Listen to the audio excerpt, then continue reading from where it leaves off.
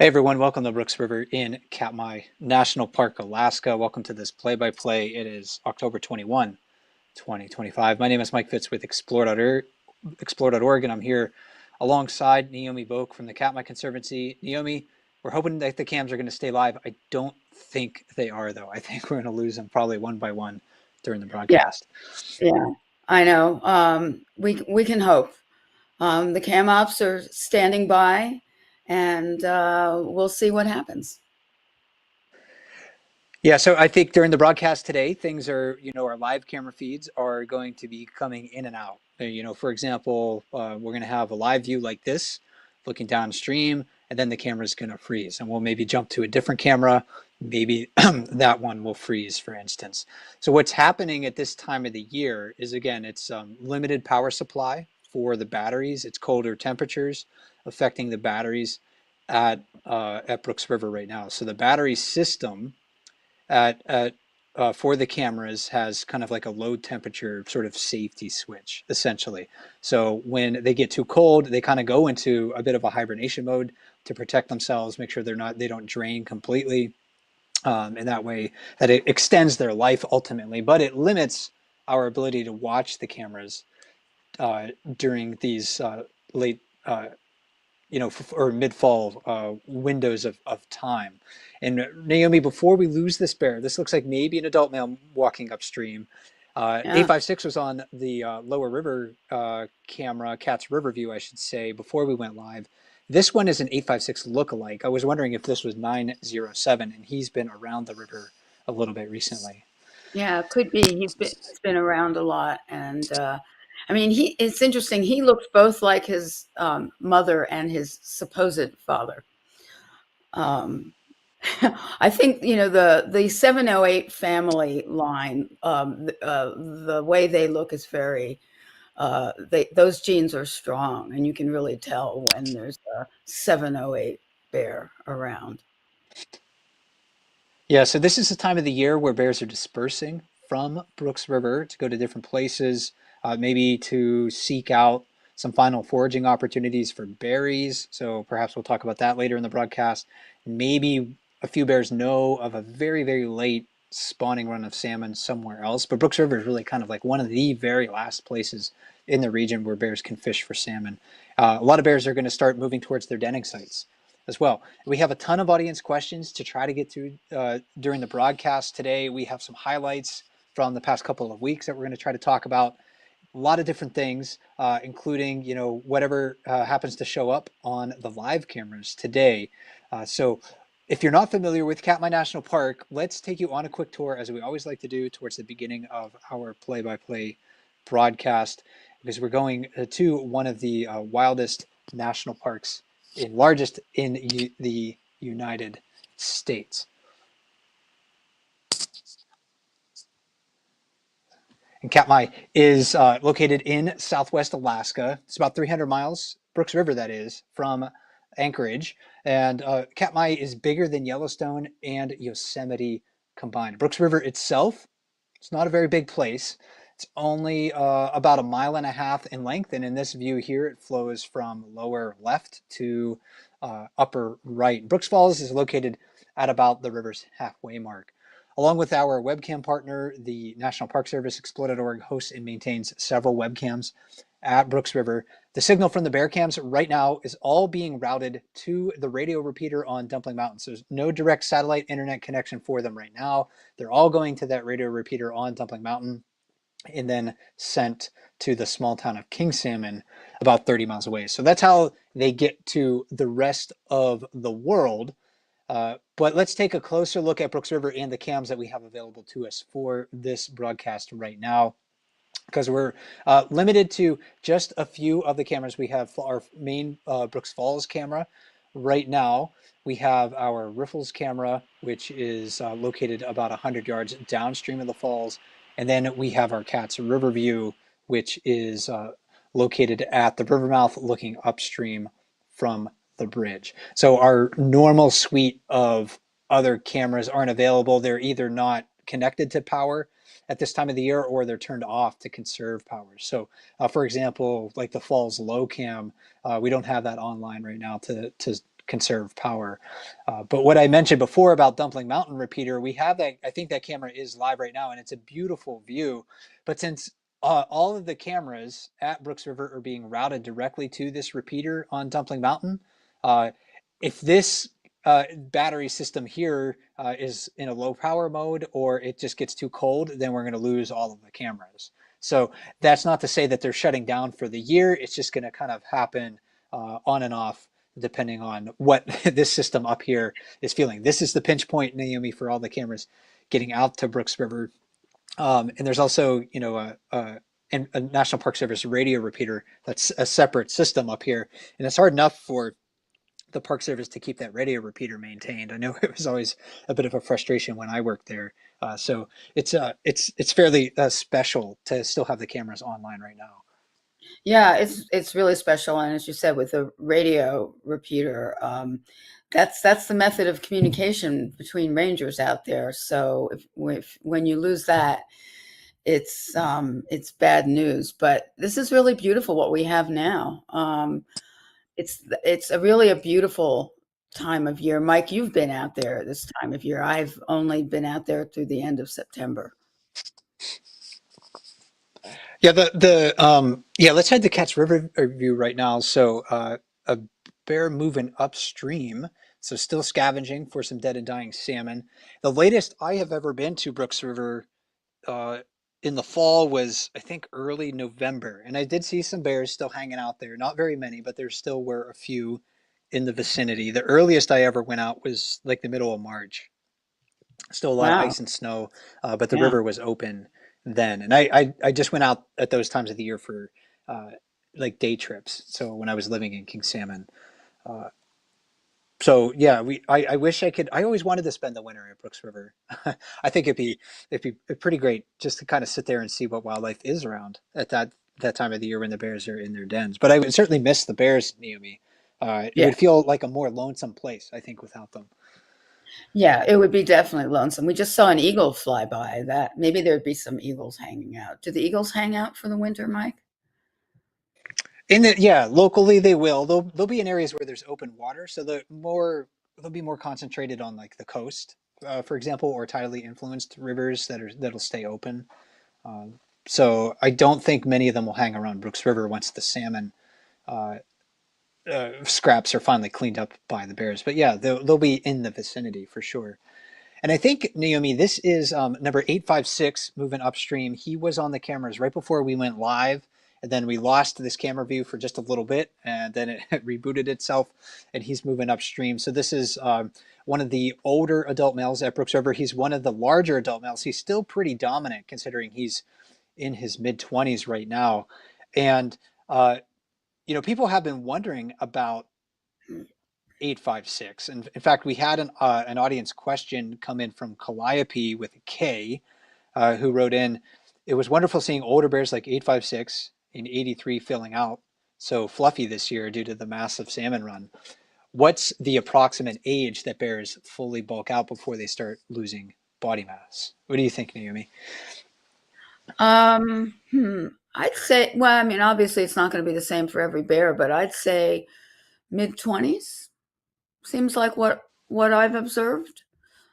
Or, like sort of 856, right? In his mid 20s. I think Otis maybe a bit later in his late 20s. Of course, we had 410, a female who lasted to just about 30, and she seemed fat to the very end. Yeah, I'll say, 856 isn't nearly as big as he was just a few years ago. So I think as bears kind of approach sort of like their 20th year of life, that's kind of when, in their teens and then uh, potentially into their early 20s, that's maybe when they're at their peak size. But after that, it can sometimes be a slow decline. It can be sometimes a very quick decline. 856, I think, is just a bit deceiving. Because he's been so tall. I mean, we've talked about this a bunch about how tall he's been, standing on all fours. He's like 5 feet at the shoulder, so he's a very tall bear. And when you're that big, you tend not to fill out maybe as much as some of the others. But we've seen big bears this year, like Chunk 602, for example, and how wide those bears are. But they're younger than 856. Yeah, yeah, they are. How old is 602? I know that 32 is around 20, but 602 is Yeah, fairly. he's younger. I can't Yeah. remember off the top of my head, but I think 602 is one of those bears in the prime of his life. So his teens uh, right now. So done, basically done growing, sort of like tall and long, but still putting on body mass uh, at that age.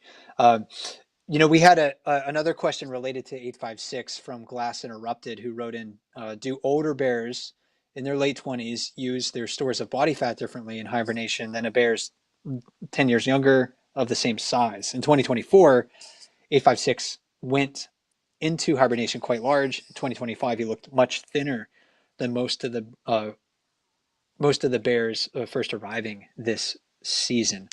And I think that's maybe a product of him aging, Naomi. When you look at 856, and I know that he went all the way to the Fat Week finals this year. I don't think he was the second fattest bear on the river. I think he made a tremendous transformation from early summer to late summer, and that's not nothing for sure. Uh, but when we're looking at kind of like his behind here as he's walking upstream slowly, I think if we saw some of these younger bears, these prime age males like 602, we would see that their hindquarters are much wider. And with a lot of these older bears, we were talking about it before the program, it's like their bellies hang low, but they don't necessarily like hold body mass as wide as they used to, at least from what I've observed at the river. Yeah, I mean, I've observed the same thing. I mean, we can think about Otis, right? And in his last few years, he came back very, very thin, and he fattened up. But like 856, it was kind of low hanging. It wasn't that big roundness that we see in 602, or I think 151 Walker is a really great example of a bear in his prime being just extraordinarily round all over. Right. Yeah. So if you're watching bears, and you're kind of looking at like a fully grown adult, you can kind of judge, I think, body condition overall by looking at this time of the year, like how wide are they in their butt area. So if their butt looks really big and really wide, then they're doing really really well. It's not that 856 hasn't done well for himself this year, but he's just not as bulky as some of these other bears. And I think there is a difference in how maybe they carry their weight as they age. Uh, that happens in people too. I wouldn't doubt if it happens in all long-lived mammals. And I just don't know how if that's been studied really in bears. Do you know at all? No, I don't know, but it would be an interesting study, and we do know with humans that that our metabolisms change, and I assume that would be, wouldn't be surprising if that were common in other mammals as well. But he looks healthy, but he doesn't look wide like some of the younger bears in their prime. But also, he's so tall, Mike, as you mentioned before. He's never looked as fat as some of the other big bears because he is so tall. Yeah, so good look at 856 here. I'm glad he could join us for the broadcast today. Most of the bears that are hanging around Brooks River, at least I think that we've seen on the cameras recently, have been adult males. That's not surprising to me. Pregnant females, they're going to be, some of the bears that are going to hibernation first. Family groups might go into hibernation first. The subadult bears, they're generally going to go into hibernation even before the adult males, typically, and that's kind of like an average, right? There's always going to be a few adult males that go into hibernation before like all the females go into their dens. But on average, like the adult males have the shortest hibernation cycle or denning period. So they're going to go into the dens last on average or after the majority of the other bears have gone into their dens. An audience question that came in from an anonymous individual, which is cool. You never have to give your name if you submit your questions in advance for any of our live events. This person was wondering any knowledge or guesses on how many bears are still around Brooks River in mid-October. I believe there are 80 some bears seen this season. I think there were actually, Naomi, there was more than 100 that the webcam audience collectively identified. Is that your recollection as well? Yes, my understanding was over 100. I mean, Mike, I think you have an approximate number for what's seen on the cams, which doesn't necessarily mean that's all the bears that are around there. Right, and I think we've just lost our Cats Riverview live. Hopefully, it'll come back. Let's say maybe the last one available to us that's still currently kicking is Riffles. That one might disappear for a little bit. Maybe we'll be forced to go back up to Dumpling Mountain. We'll see. Oh, actually, Cats came Yeah, back. Never mind. We're gonna. River Watch. So the cams are So playing yeah, with us. so that's gonna happen. We're gonna get confused about what's live and what's not during the broadcast. We apologize for that. It's just going to be a surprise for us. But yeah, more than 100 individual bears have collectively been identified by the bear cam audience. That's going to be different than the official bear monitoring numbers that come out from the National Park Service once that data is compiled. And it's not happening right now. Don't expect anything anytime soon because the government shut down and the employees who do that sort of work, they're all furloughed right now. So they're locked out of their jobs essentially. Uh, but bear cam fans are still keeping attendance. Primarily, and I'm going to pronounce this name wrong, Coruscant uh, has been keeping this really detailed list all summer. I don't know how they do it. It's a lot of work, and I do appreciate it because I do look at it from time to time. But yeah, over the last like week or so, maybe 15-ish bears hanging around Brooks River throughout the day. I think we might see more, Naomi, if we had the cameras live for a longer period of time during the day. But it's pretty dark in the morning. Sunrise doesn't happen until after 9 a.m. local time for these cams. And then, again, it gets dark pretty early in the day as well at this time of the year. This is essentially the same amount of daylight that this area, across the northern hemisphere that you're experiencing in like early March or late February. So, no one goes to Alaska in February thinking, oh yeah, there's going to be a lot of daylight, right? And Most, same thing in October. I think most Alaskans like to leave in February. Um, yeah, I mean, it's interesting to me watching in the last week or so. It seems like the bears that I'm seeing are the big males because they can kind of afford to keep fishing, and also seeing some of the younger, not really scrawny, but some of the younger subadults who really still need to bulk up. Um, so to me, it's been a little bit of an interesting contrast, but um, the bears they're still working hard to fish. One example I wanted to show, and I don't know if we have the video of it, was 89 backpack we got on the infrared cam. Um, there he is. That's a hardworking bear. I mean, out early Yeah, and this clip is from October 15, so just a few days ago. But that's one of his spots. Especially late in the year. We don't necessarily see him doing that early in the season, Naomi. But I kind of wonder if bears sit on this rock because it's a little bit warmer than maybe standing in the water when the water's 40 degrees right now. Maybe being on that rock is just a little bit more comfortable for him. But yeah, he's been working hard, and that's not the only time he's been on this rock either during the month of October. yeah, yeah, I've said this many times, but that he was my gateway bear. There he is recently on the rock during the day. And it was backpack on his rock that got me hooked on the cams. But I mean, I think that's just illustrates that these bears they're still out fishing and working hard. They may seem a little slower and there aren't as many fish around, but they have been catching fish and backpack out early when it's still dark. So, and you were talking about the rock maybe being a little warmer place to be. And I think backpack may be getting rich on rent because there have been a lot of bears on his rock in the last couple of weeks. Yeah, he's not the only one who has been utilizing it. But he's a good looking bear. He's a bear that was born in 2006, and so now he's again one of those prime age males.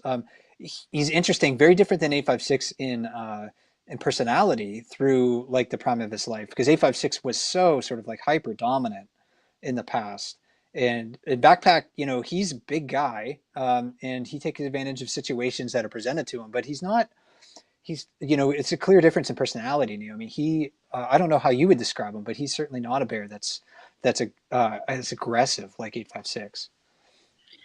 No, and I mean, it's a good example, contrasting 856 and 89 backpack, because it shows that different strategies, different personalities can be very successful. You don't have to be the most dominant bear on the river to be successful. And backpack clearly has been very successful in his adulthood, getting very fat, mating with females. Um, and he's also tended to fish where his mother, 435 Holly, did a lot around the falls, not in the lower river where she did, but around the falls. And he tends to kind of stay clear of the other big bears, and he's done well that way. Let's head to Falls High right now, our main Brooks Falls camera, because we do have a bear in sight there, munching on something, maybe some leftover salmon, maybe a little bit of grass at this time of the year. Hopefully, we'll get a better view of this bear in just a little bit. But yeah, Naomi, the personalities of the different bears that helps the bears to partition themselves into sort of like these different niches. Like if they all behaved in the same way, then there would be less room for them overall. But when they're able to express their individual personalities and dispositions, uh, then they're able to utilize more of the river in different ways. And I think that's one of the really fascinating things about watching bears here is we get that chance to really see those things express themselves. Yeah, it's a great advantage of the cams, right? Because I mean, as we were just talking about backpack, I first saw him in 2014, and here he is again on his rock. Um, a consistent behavior over all those years, and yeah, and we talk about the hierarchy a lot, and hierarchies don't work if everyone's trying to be at the top, right? So this is how bears can avoid fights and successfully fish, and they work it out. Do you think this is 907? Uh, could be. Those look like his ears for sure. Um, but yeah, definitely a full-grown bear. I think we're looking at right here, or at least close to it. Um, 907 is one of those bears that was raised along Brooks River, knows this area very well. It's becoming much bigger in recent years, able to hold his own while fishing in places like the Jacuzzi, and it's really fun to see some of these bears that we considered to be like little tykes in the past. Naomi, like I remember seeing Backpack when he was only a yearling. Um, now he's again such a big dude, and then same with 907. Like he's a bear that we were able to watch growing up on the cams and coming back to the river um, year after year. The behavior of this bear, though, very typical, like we saw with 856 earlier, just like slow movements, looking for anything that can't swim away, not necessarily expending a lot of energy, just looking. Is there a salmon here? Is there a salmon there? One thing I've noticed also, a number of the bears successfully uh, jumping and targeting a fish. Seems to me you don't see as much of that when the salmon are livelier and there are more salmon in the river. They kind of jump but don't get a fish. And what I've seen this week is a lot of bears making that leap and then they catch a fish. And I suspect that's because the fish are not that lively. Probably not. Let's head to the riffles cam real quick because I think we're going to get a better view of this bear as it walks underneath the riffles camera. The bears at this time of the year are still fishing for primarily for sockeye salmon, although there can be some coho salmon that are spawning in the river right now.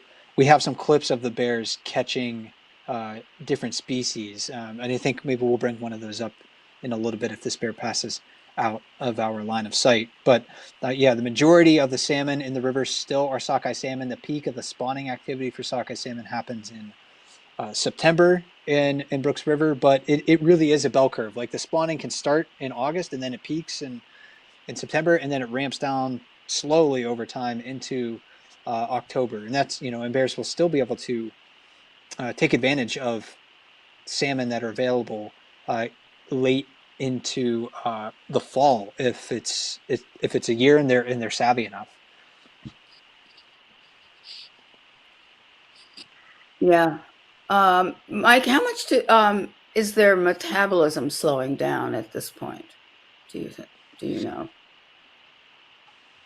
Yeah, I don't know uh, off the top of my head. But we know in general, and like you said before, Naomi, a lot of this stuff is going to vary from bear to bear, but it's a long the switch from their active metabolism to their hibernation metabolism is a long, slow dip. Like it takes weeks and weeks for it to happen, and they don't fully their metabolism doesn't fully bottom out until they're in their dens and have been there for like 3 or 4 weeks or something like that. So I'm sure for all of the bears right now, it's probably started to decline. I bet it has. Uh, how much though? I think it might depend on that individual and how close they are to going into the den. For the bears that are going into the den, like at the end of this month in early November, they're probably significantly different. But for a bear that might stay out into December, maybe not so much. I know I had a question yesterday on in the Q&A about how long it takes a bear to dig a den. And you talked about this before. Maybe you can talk about it a little bit more. But seeing 907 here, kind of just watching and not spending much energy. And he's going to prove me wrong and just jump around in a second. But that the den digging takes a little longer because they are kind of slow at that point. That's my understanding of it. They, a bear isn't going to go up to the hillside and just like, um, dig this trench in the earth in a short period of time. It could, but again, they're feeling pretty lethargic by that time of the year. So I don't know how long it would take a bear to prepare a den, but it's not like a one and done sort of thing. We're like, okay, like a dog digging for like a vole or something in the earth or something like that. It's a it's going to take, I think, a bit longer. It's not going to be that hurried. They're gonna work the earth. They're going to rest. They're going to work the earth. They're going to rest. They may go into their den, rest. They might come back out and do some more resting on the outside. So I think it depends on the individual. There aren't really any described observations of bears preparing dens in Katmai National Park that I have seen. This is the time of the year where there's really not people visiting the national park. Bear habitat or denning habitat is really widely dispersed. So it's not like you can go up to a spot necessarily and guarantee yourself, oh yeah, I'm definitely going to see a bear digging its den. We don't really have those descriptions yet. Maybe that's something that somebody can do in the future. Well, 907 has kindly given us a good illustration of what you were talking about earlier about bear butts, as long as we're talking about bear butts, where his butt he's a younger bear and his butt is wider than 856's. If we contrast what we saw before with 856 and what we're seeing with 907 as he strolled by.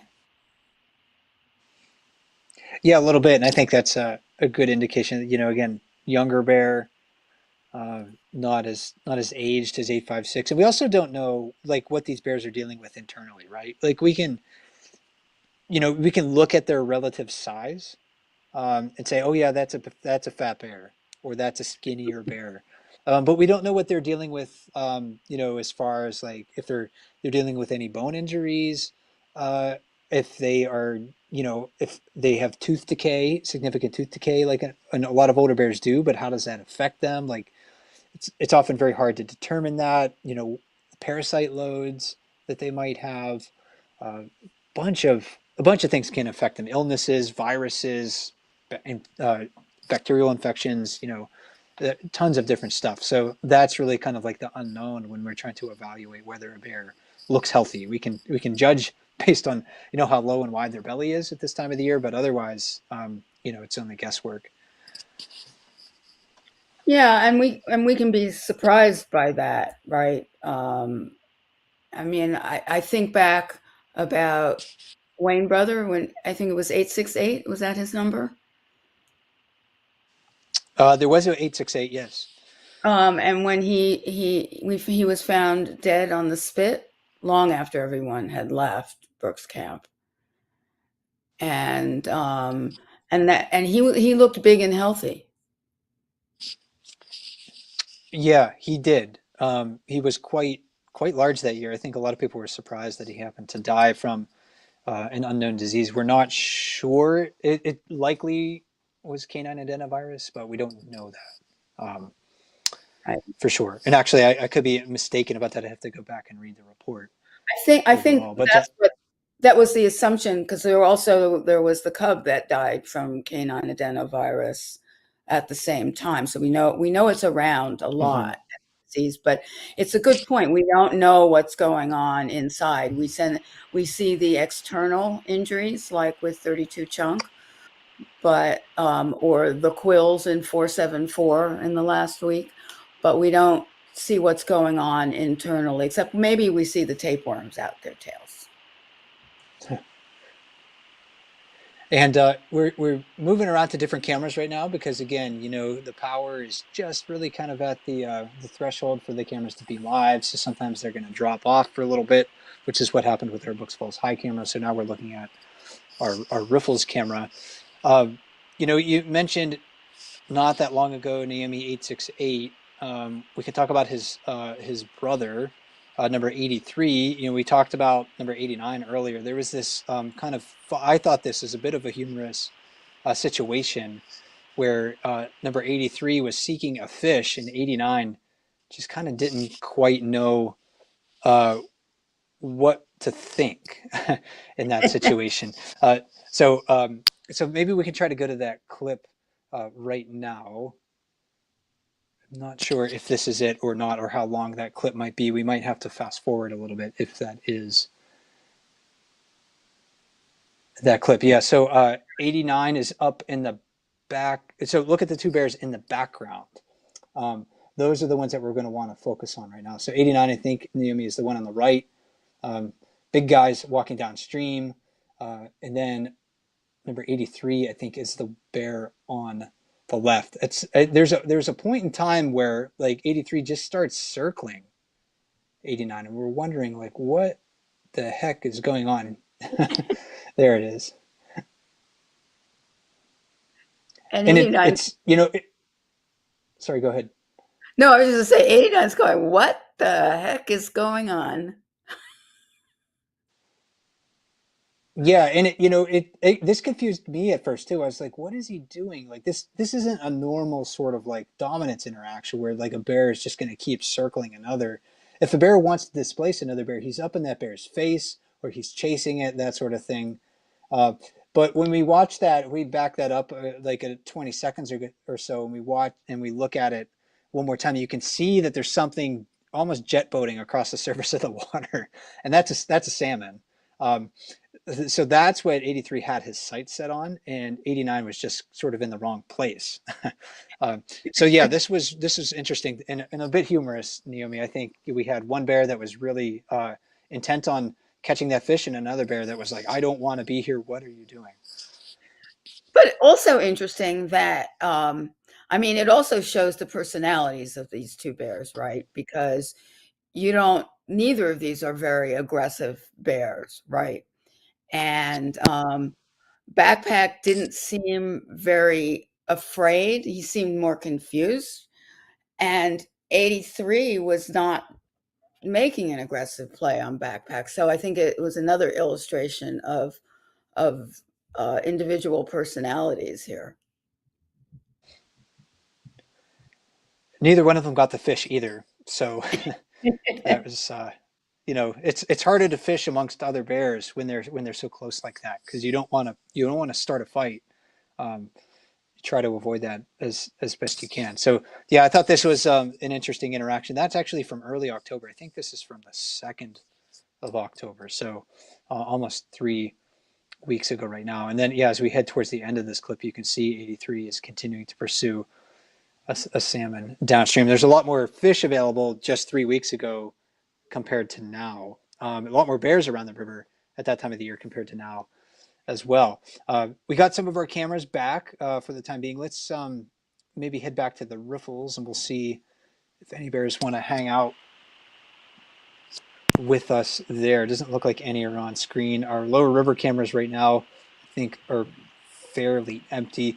One of the challenges for our camera operators at this time of the year is that it takes power to drive the cameras too, and the cameras can get fidgety when they're cycling in and out of the low power mode. So thank our camera operators for working so hard to try to give us these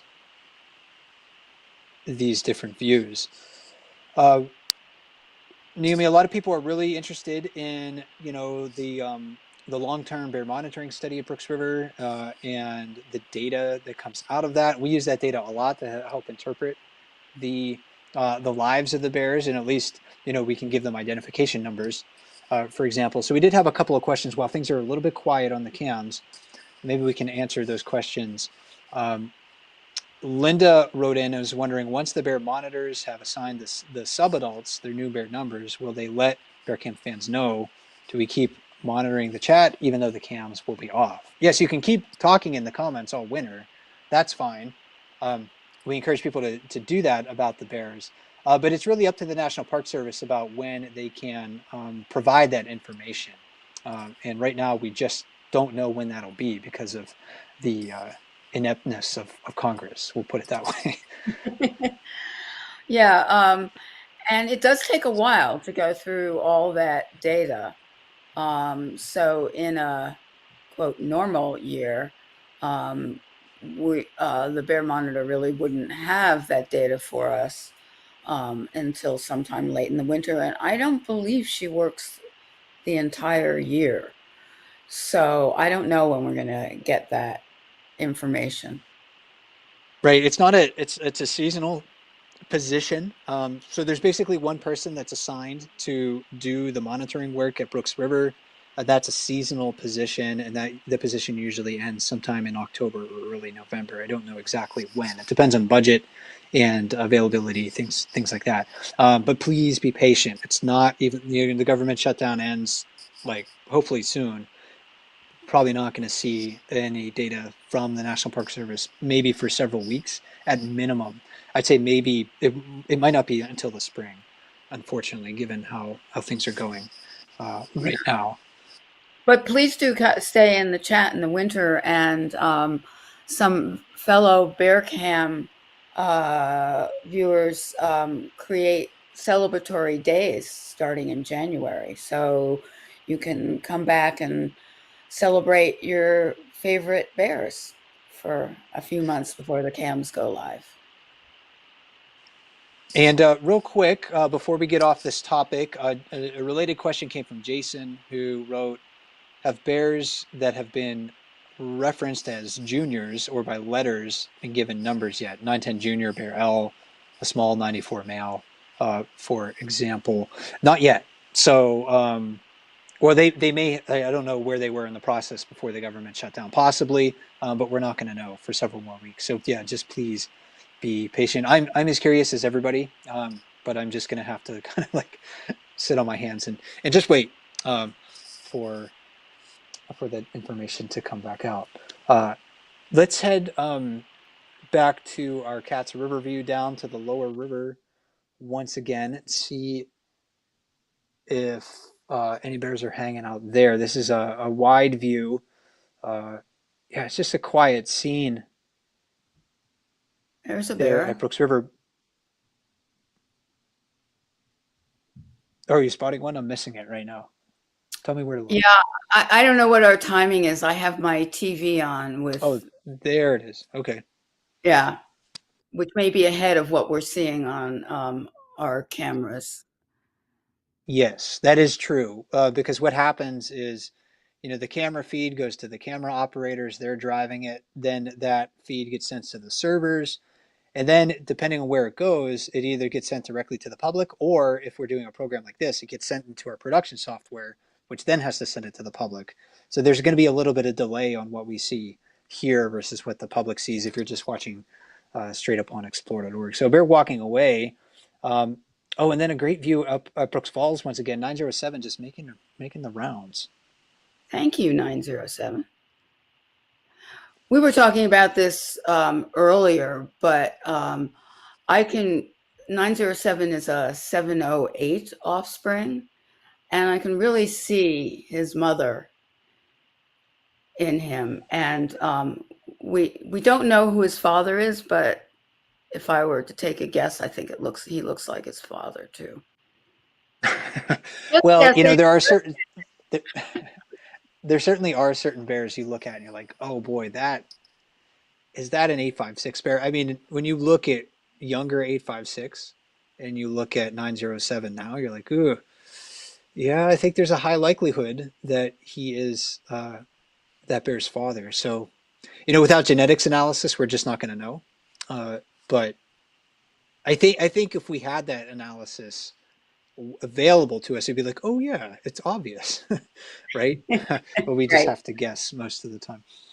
Well, the other thing is, I think behaviors sometimes are a tell. Another bear that we guess is an 856 offspring is bear 503, and bear 503 licks his lips all the time, just the way 856 does. So just saying, if I were to guess.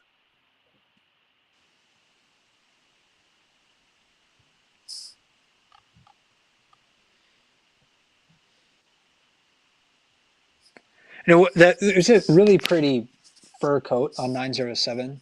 You know, Yeah. I love looking at the bears at this time of the year, you know, with their grizzled fur, thick, lush, you know, very different than what you see in midsummer when they're shedding and they look ragged and they're skinnier, much skinnier, of course. Uh, but you know, kind of a question about bears grooming was submitted to us from Anna, who wrote, I just realized I never see bears clean themselves like wolves or even like other animals who use dirt or sand. How does bear hygiene work when it comes to cleaning their fur? I don't see them grooming. So I think that observation is pretty accurate. You know, they're not grooming themselves like a dog might or a cat might. They seem to have pretty clean fur and skin. I wonder if that's just sort of like their. I'm sure it has something to do with like whatever microbiome lives on their skin and their fur. This population of bears is in the water a lot, so that probably helps. But there are bears that live in desert environments, and they sometimes will wallow in, you know, in water when they can. I'm not sure if that's the reason why they can stay clean or not. But we don't see them grooming like a dog or a cat, certainly. Yeah, yeah, I haven't sometimes I see them licking their paws, but that may be just because something is bothering them rather than grooming. But yeah, they do their coats look healthy and from what we can see clean this time of year. Um so they don't have to groom. Wouldn't that be nice? Yeah, I'm not sure, you know, why that is. But different animals deal with it uh, in in different ways. So yeah, even though bears are carnivores, you know, they're not going to behave like all carnivores. So, and it could be vary between different bear species as well. But I think polar bears do a lot more grooming than brown bears, like rubbing on sea ice and things like that to keep their fur clean. That's probably something that helped them keep them well insulated. The cleaner their fur, the better it is in trapping like warm air and keeping them warm during the Arctic winters. Brown bears don't have to worry about that, but they still want, you know, their fur does provide them with a lot of advantages. Um, but I don't think they groom like polar bears do, although they love to roll in smelly things, just like dogs do as well. um, Even like rangers have seen them roll in like human feces and things like that in parts of Katmai as well. So yeah, they like really smelly things along Brooks River. Maybe more often if someone spills a little bit like of gasoline on the ground, you know, multiple bears will go over and be like, "Hey, what's this?" And then they'll roll in it. So they do really like smelly things. Yeah, like the linseed oil that they sometimes use on the buildings there, right? I mean, once I saw someone spill a lot of that, and the bears were just all over that. Yeah, they were rolling around in that. Now with you know, our cameras right now are frozen once again. They're coming in and out. And so let's, I think maybe what we can do right now with the remaining time, Naomi, is talk about our Fat Week champ, Chunk, Hmm. because he's been a major storyline this summer. We got some clips of him from early in the season, from late in the season, and I know a lot of people have been wondering about, you know, how he did, and also people are wondering about policies, like, you know, um, about whether, you know, the Park Service could have helped him now or earlier in the year after he suffered with that broken jaw. And kind of a representative question that came in about this was from Deanna, who wrote, "I realize that nature is nature and humans are not to interfere with bears, and wondering if there is consideration to bend a little and fix Chunk's jaw. Cannot something be done to help him before he's left suffering in pain. So right now, what we're looking at is footage of Chunk in June. This is from, I think, maybe even before the cameras went live for the public. So like June 13, 14, something like that. This is really kind of like our first look of him when he returned with that broken jaw. Um, so let's maybe the decision about whether uh,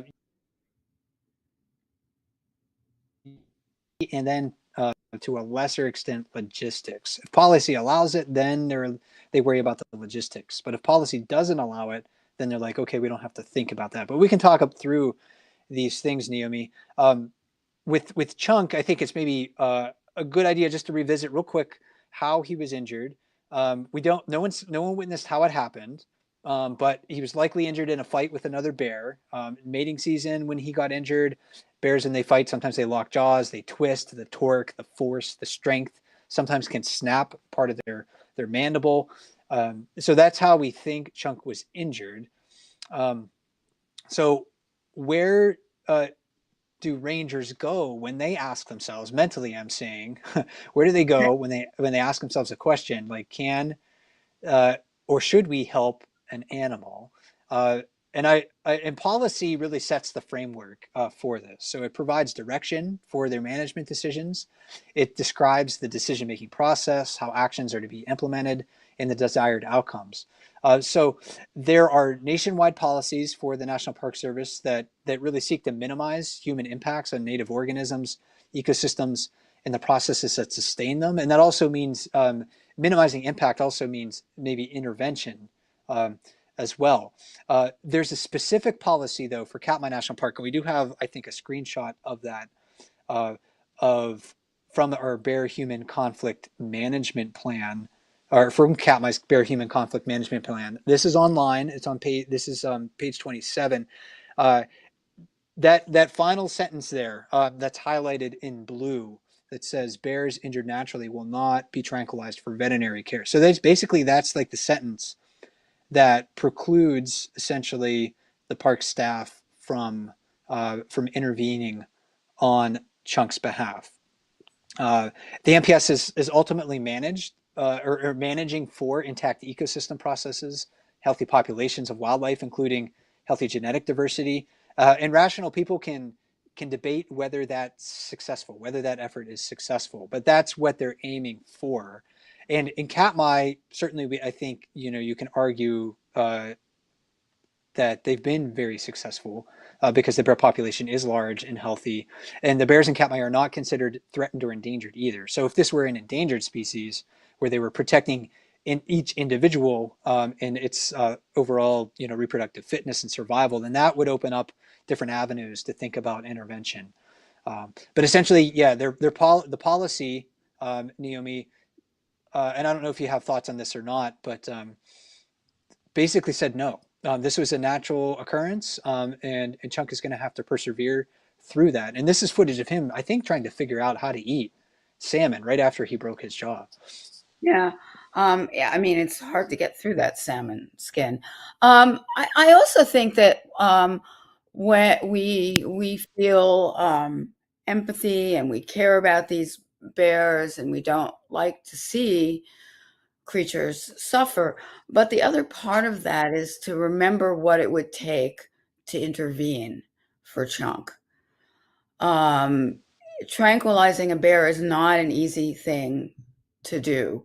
It's potentially could kill the bear if the bear fell into the river while it was still semi-conscious. And with a big bear like Chunk, I mean, it would be very difficult to logistically to tranquilize him and make sure that was safe for humans, but for him too. And there have been other times where people have said, can't we do this for a cub or for another bear? But people, you have to think the next steps and what would really happen. And you actually witnessed and were part of that rescue for Divot when she was injured by a wolf snare. and it was human caused, and so you did intervene. But I think with Chunk, it's another story, and I think I've said this before about other things. It's the price we pay for caring about these bears, for the privilege of being able to watch them and get to know them as individuals, that if something happens to them, we feel that. And I think we sometimes just have to live through that. Yeah, you don't fall in love with your pet knowing, you know, that you're not going to be sad, when they're injured or when they die or feel a sense of loss. So, and it can be the same emotional connection with a wild animal. They're not pets. They're very, they live wild lives. But there's no reason why we can't feel sadness or empathize with them when they are in pain or they are injured. Now, whether the park could even help a bear like Chunk, I don't know. That's a question I think that would be best asked for or put towards a wildlife veterinarian.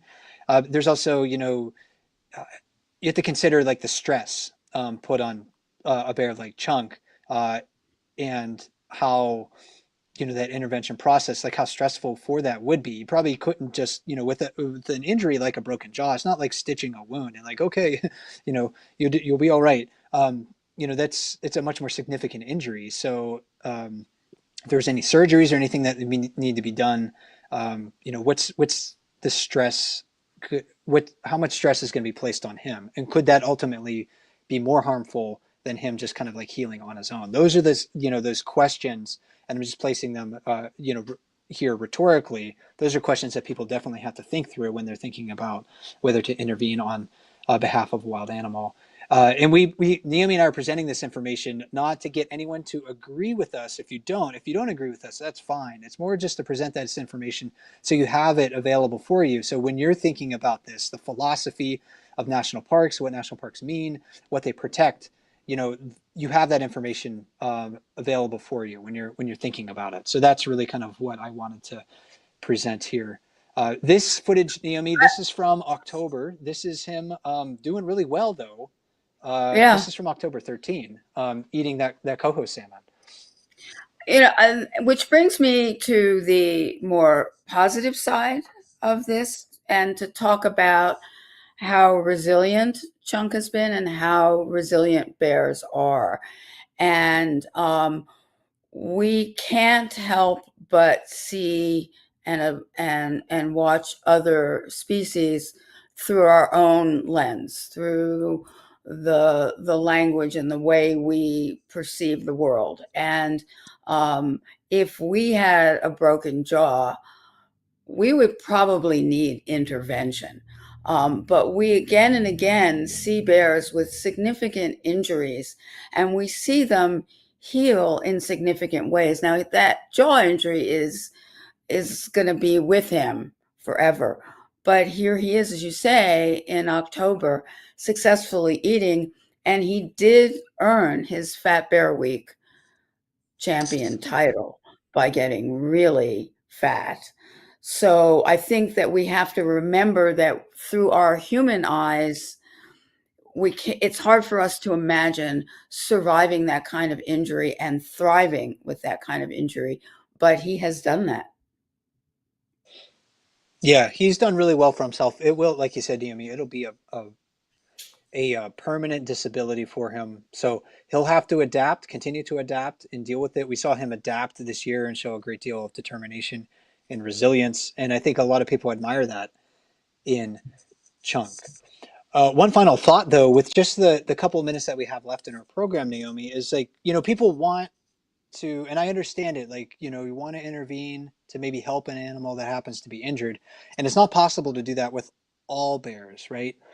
But there are ways that we can help bears. We can help national parks. And with our last play-by-play of the year, just a little bit of time left. What is some advice that you have for people who are maybe looking to help bears and making sure that they have a chance to survive? Okay, while I say that, yeah, I believe this is Bear 307. So we can watch 307. Well, I think that I working for the Katmai Conservancy. I That's the first place I go, which is to support the nonprofit, the Friends group that supports Katmai National Park.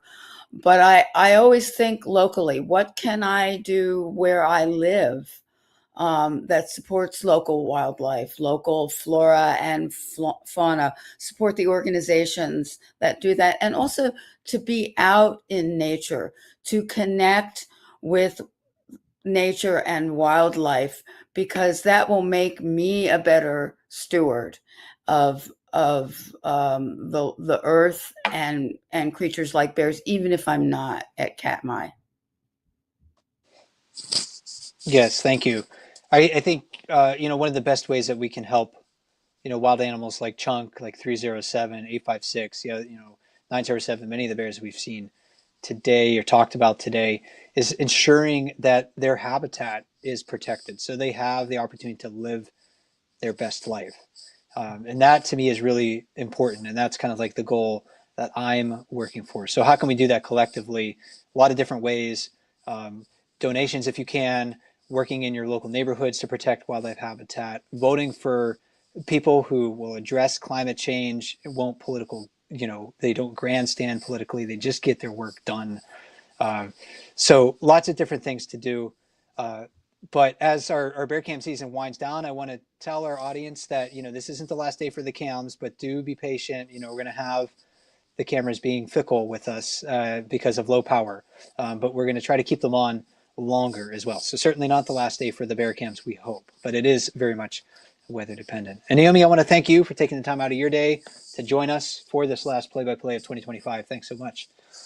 Oh, my pleasure. I'm very sad that it's our last play-by-play. This is something I really enjoy doing with you and with our audience. So I will continue to watch the Bears as long as we can. Yeah, thank you very much, everybody, for joining us. My name is Mike Fitz with Explore.org. My co-host today was Naomi Boak from the Katmai Conservancy. Enjoy the Bears while they are still around, and have a great day, everybody.